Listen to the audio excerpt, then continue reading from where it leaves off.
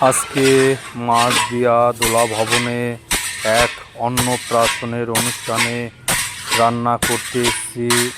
আজকে এখানে দুপুরের রান্না হচ্ছে, দুপুরের অনুষ্ঠান। আজকে 500 লোকের রান্না হচ্ছে।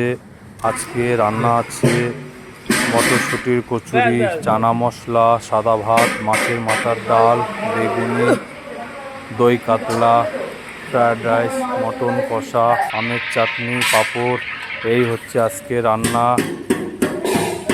সব রান্না হয়ে গেছে। এখন মটরশুঁটির পুর করলে রান্না হয়ে যাবে। ময়দা মাখা হয়ে গেছে, ভাতও রান্না হয়ে গেছে। শুভ ভাই ছোলার ছাতু দিয়ে দিচ্ছে। এখানে 1 কিলো ছোলার ছাতু দেওয়া হবে, কেননা 500 লোকের পুর করতে হবে।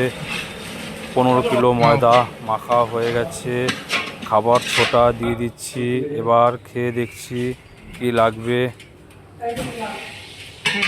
কিছুই লাগবে না, সব ঠিক আছে। এখন একটা ঝাঁঝরা দিয়ে গাবলায় তুলে নেওয়া হবে।